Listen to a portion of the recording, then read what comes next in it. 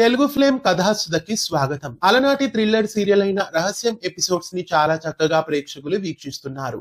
రహస్యం serial episodes ని ప్రస్తుతం నుండి ప్రతిరోజు మిస్ కాకుండా వీక్షించండి.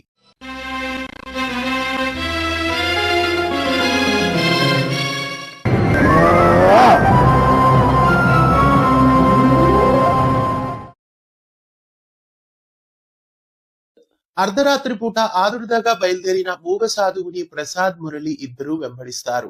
కొద్ది దూరం వెళ్ళాక మూగ సాధువు హఠాత్తుగా మాయమైపోతాడు. ప్రసాద్, మురళి ఇద్దరు మూగ సాధువుని వెతికే ప్రయత్నంలో ఉంటారు. అనుకోకుండా మురళికి ఒక పెద్ద కేక వినిపిస్తుంది. అక్కడ ఉన్న ఒక గోతిలో ప్రసాద్ పడతాడు.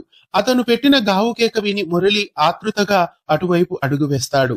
అయితే ఆశ్చర్యకరమైన రీతిలో ప్రసాద్ ని పైకి చేర్చే విషయంలో మురళికి సహకరిస్తాడు మూగ సాధువు. తదుపరి గాయపడిన ప్రసాద్ చేతికి ఆకుపసరు పిండి నొప్పిని మటుమాయం చేస్తాడు. ఆ చర్యకి గాను ప్రసాద్ తనకి ఇప్పుడు ఎలాంటి నొప్పి లేదని, ఆయన సాధారణ మనిషి కాడని, ఆయనలో ఏవో అపూర్వ శక్తులు ఉన్నాయని అంటాడు. ప్రసాద్ మాటలు విన్న మురళి ఆ శక్తులు మంచివో చెడ్డవో మనం కనిపెట్టాలి అని అంటాడు. ఇక ఇంటికి వెళ్ళగానే ప్రసాద్ చేతికి ఉన్న కట్టును చూసి లలిత భయపడిపోతుంది. మురళి మిస్టర్ ప్రసాద్ ని అడవి వైపు తీసుకెళ్లాడని, అక్కడ లోయలో పడిపోయాడని తండ్రికి చెప్తుంది. మూగ సాధువు కట్టు కట్టాడంటే త్వరగానే నయమైపోతుంది అని పూజారి ప్రసాద్ కి చెప్తాడు. ఇంకెప్పుడు అటువైపు వెళ్లొద్దు అని పూజారి హెచ్చరిస్తాడు.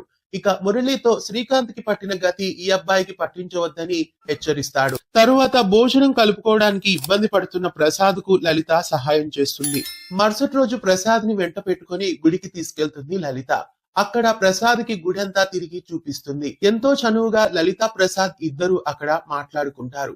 మరోవైపు వేగంగా ఊరిలోకి ఒక కారు దూసుకొని వస్తూ ఉంటుంది.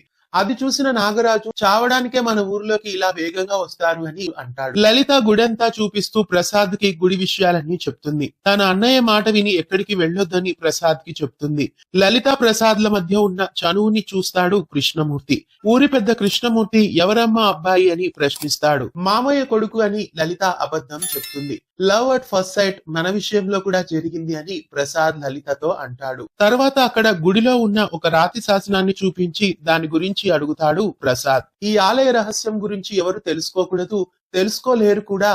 ఒకవేళ తెలుసుకున్నా, తెలుసుకోవాలని చూసినా వాళ్ళు ప్రాణాలను కోల్పోతారు అని లలిత ప్రసాద్ కి చెప్తుంది. ఒకవేళ నేను తెలుసుకోవాలని ప్రయత్నిస్తే నాకు అదే గతే పడుతుందా అని ప్రసాద్ లలితని అడుగుతాడు. అంతలో వేగంగా ఊర్లోకి దూసుకొని వస్తున్న కారు ప్రసాద్ మీదికి వస్తుంది.